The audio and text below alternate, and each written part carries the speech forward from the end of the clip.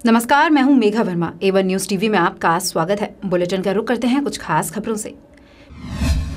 प्रधानमंत्री Narendra Modi G20 summit में हिस्सा लेने के लिए अर्जेंटीना के दौरे पर हैं। कल देर रात प्रधानमंत्री ने यहां कई अहम बैठकों में हिस्सा लिया। इस दौरान पीएम ने सऊदी अरब के क्राउन प्रिंस मोहम्मद बिन सलमान और संयुक्त राष्ट्र के महासचिव एंटोनियो गुतारेस के साथ मुलाकात की। इसके अलावा उन्होंने भारतीय समुदाय को भी संबोधित किया।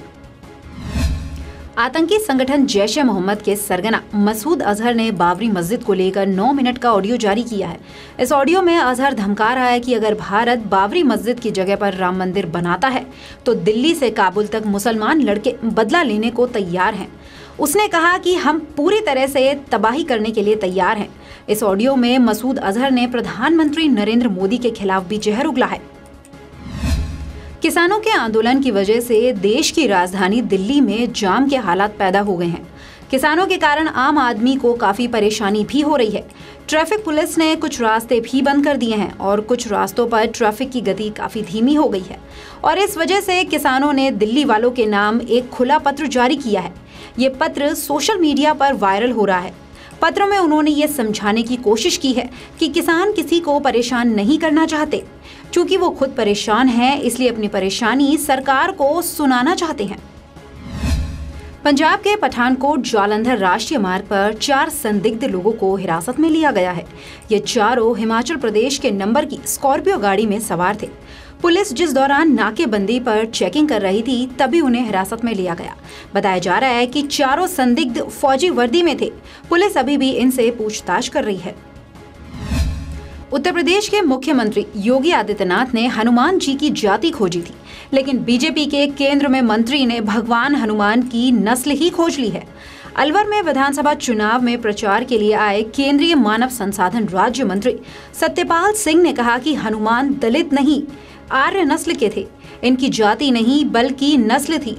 राम और हनुमान के समय में जाति व्यवस्था नहीं थी और उस समय में वर्ण व्यवस्था थी। वाल्मीकि रामायण और रामचरित मानस के अनुसार उस जमाने में दलित, वंचित और शोषित नहीं थे। अयोध्या में राम मंदिर निर्माण को लेकर अब राष्ट्रीय स्वयंसेवक संघ ने आक्रामक रुख अपना लिया है। आरएसएस 1 दिसंबर से 9 दिसंबर तक राजधानी दिल्ली में इसके लिए रथ यात्रा निकालेगा। ये रथ यात्रा पूरे देश में जाएगी, जिसकी शुरुआत दिल्ली से की जा रही है। इस यात्रा को संकल्प रथ यात्रा नाम दिया गया है। संघ चालक कुलभूषण आहूजा दिल्ली के झंडेवालान मंदिर से हरी झंडी दिखाकर इसकी शुरुआत करेंगे। पाकिस्तान की तरफ से लगातार की जा रही बयानबाजी के बीच सेना प्रमुख बिपिन रावत ने आज पलटवार किया। सेना प्रमुख ने कहा कि पाकिस्तान एक इस्लामिक स्टेट बन गया है। अगर वो भारत के साथ तालमेल बनाकर रखना चाहता है तो उसे एक सेक्युलर देश बनना होगा। अगर वो हमारे जैसा बनना चाहता है तो ही कुछ हो सकता है। हम एक सेक्युलर देश हैं। आतंकवाद और बातचीत एक साथ नहीं हो सकते।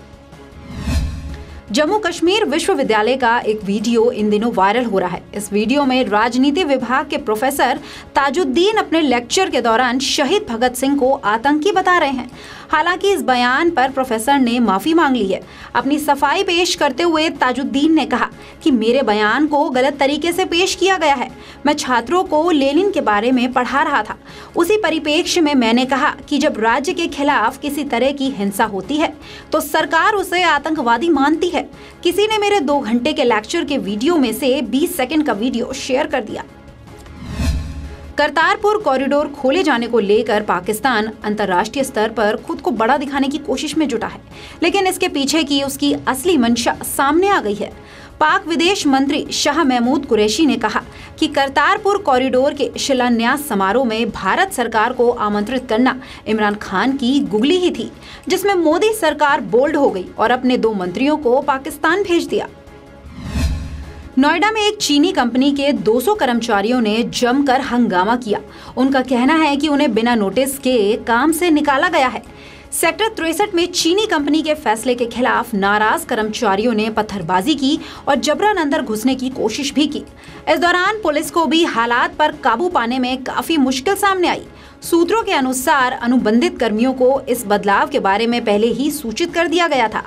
उसने ये भी बताया कि कंपनी के अनुबंध में टर्म्स एंड कंडीशंस में ये साफ साफ लिखा है कि कंपनी बिना किसी नोटिस के अपने कर्मचारियों की संख्या में कटौती कर सकती है।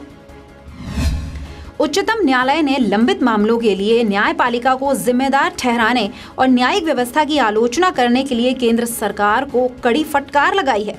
न्यायमूर्ति मदन बी लोकुर ने केंद्र सरकार से कहा, आप अपनी ड्यूटी पूरी नहीं करते और अदालती कार्रवाई में समय लगने की बात पर सवाल उठाते हैं।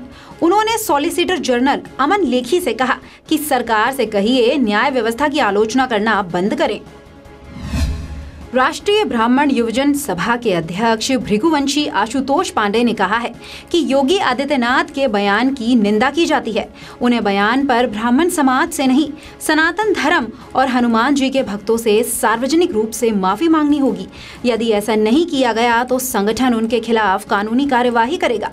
इसी बाबत संगठन ने अपनी शिकायत बीजेपी के राष्ट्रीय अध्यक्ष अमित शाह को भी भेजी है। देश के सबसे बड़े बैंक भारतीय स्टेट बैंक के खाता धारकों के लिए आज का दिन काफी अहम है, क्योंकि आज के बाद से जिन खाता धारकों का मोबाइल नंबर उनके खाते से लिंक नहीं है, 1 दिसंबर से उनके लिए नेट बैंकिंग की सेवाएं बंद हो जाएंगी। जो नेट बैंकिंग का इस्तेमाल नहीं करते उनके लिए भी मोबाइल नंबर रजिस्टर कराना जरूरी है, क्योंकि इससे उन्हें हर लेनदेन का मोबाइल अलर्ट मिलता रहेगा। दिल्ली के साकेत में एक शख्स की हत्या चाकू मार के कर दी गई। बताया जा रहा है कि साकेत के अनुपम सिनेमा के सामने एक रेस्टोरेंट में कुछ लोगों का झगड़ा हो गया, जिसमें हेमंत को चाकू मार दिया गया। मौके पर पहुंची पुलिस ने हेमंत को मदन मोहन मालवीय अस्पताल में भर्ती करवाया, जहां पर डॉक्टर्स ने उसे मृत घोषित कर दिया। रेस्टोरेंट के स्टाफ से पूछताछ के बाद वहां के सुपरवाइजर समेत 3 लोगों को हिरासत में ले लिया गया। घटना सीसीटीवी कैमरे में कैद हो गई। पुलिस फुटेज को जब्त कर आरोपियों की पहचान में जुटी है। कंगना रनौत की मच अवेटेड फिल्म मणिकर्णिका एक बार फिर से विवादों में है। इस बार फिल्म के क्रू की पेमेंट ना चुकाने के चलते विवाद है। वेस्टर्न इंडिया सिने कर्मचारी संघ के अनुसार मणिकर्णिका के निर्माताओं ने अभी तक करीब 1.5 करोड़ रुपए का बकाया नहीं दिया है। डेली बेसिस पर काम करने वालों का करीब 40 लाख रुपए बकाया है और लाइट वेंडर्स का करीब 90 लाख रुपए बकाया है। इसके अलावा जूनियर असिस्टेंट्स के भी 25 लाख रुपए बाकी हैं। आपको बता दें, मणिकर्णिका अगले साल 25 जनवरी को रिलीज होगी। दिन भर की खबरों में फिलहाल इतना ही। आप देखते रहिए A1 न्यूज़ टीवी। नमस्कार।